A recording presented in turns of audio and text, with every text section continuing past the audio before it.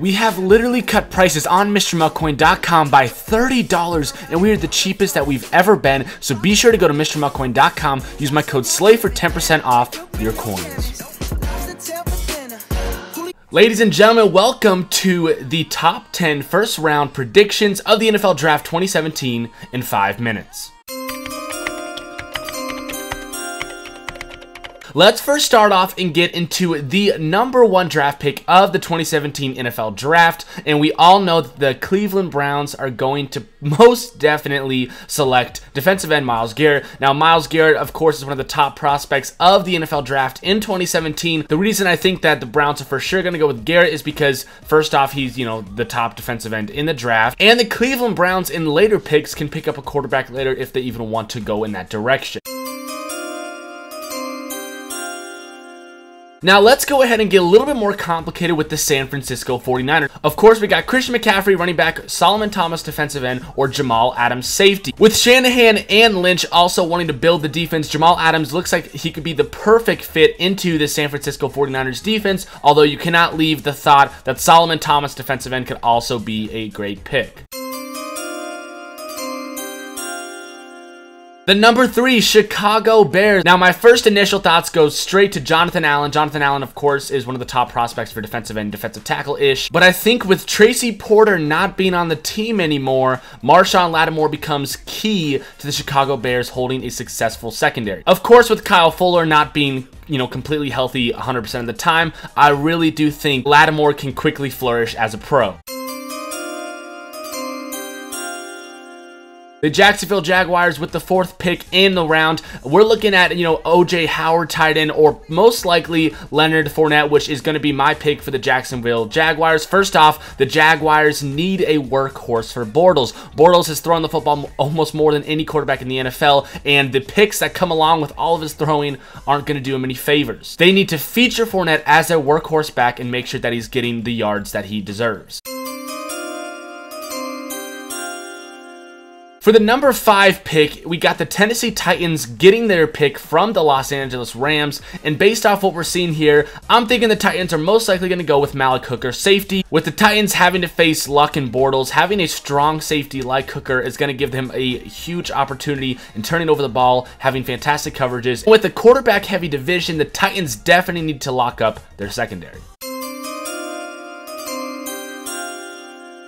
My prediction for the #6 pick for the New York Jets is going to be O.J. Howard, tight end. First off, O.J. Howard is the best tight end prospect in a while that we've seen in the NFL drafts. Not only is he a great target, but he's capable of blocking as well, and I really do think that the Jets need someone to fill in the role of Brandon Marshall being gone. I really do think that O.J. Howard is going to be a good option for the Jets. Now, with the Saints potentially getting the 6th pick traded from the Jets, I could see, inside linebacker Reuben Foster, or even a cornerback, which the Saints really need. Now, if we go back to the 5th pick with the Tennessee Titans, this is where it can become a very gray area. The Los Angeles Chargers and the Tennessee Titans are both very interested in Malik Hooker safety position, but I think the LA Chargers for the 7th pick could be leaning more towards Solomon Thomas. I think with Gus Bradley stepping in for the Chargers and then also having that Bosa-Thomas duo, I would really like to see this happen, and I think it's definitely a high probability. The Carolina Panthers for the 8th pick. This is no man's land. They could be going for a running back, or they could be going for a defensive end. No one really knows, but I'm going to have to take Derek Barnett, defensive end, for the Carolina Panthers 8th pick, only because, first off, they dropped Coney Ely, and they need some fresh legs. I think looking ahead, graybeards like Johnson and Peppers could eventually come to the end of their road, so I think that Derek Barnett could be a solid option. Then if not, if the Los Angeles Chargers don't take Thomas, I could see the Panthers taking Solomon Thomas as well.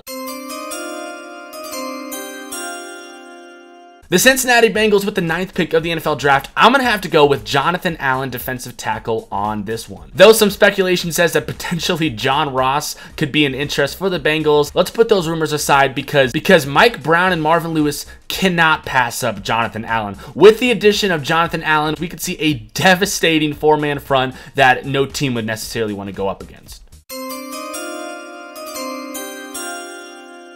When it comes to the 10th pick in the first round, the Buffalo Bills could be going for quarterback Trubisky, but I think the real issue is in the wide receiver core of the Bills. Losing all depth in the free agency, Mike Williams could be a potential option for the Buffalo Bills, and that's why I'm going to choose Mike Williams as their 10th pick. With Sammy Watkins nagging injuries and being rated in the free agency of all of their wide receiver depth, Mike Williams' 6'4", 218-pound frame is definitely what they could use to get Tyrod Taylor a #1 target and get their offense rolling. So now that you guys have seen my 10 picks for the first round of the NFL draft, drop a comment in the comment section at what you think these teams will choose, any changes, any suggestions, because of course these are predictions. This is my opinion. If you feel as one of my certain picks is off or incorrect, please comment down and let me know why instead of just saying that pick sucks. Based off of the first round pick, which probably will go to Myles Garrett, we could see a boosted 99 overall Myles Garrett defensive end in Madden Mobile coming soon,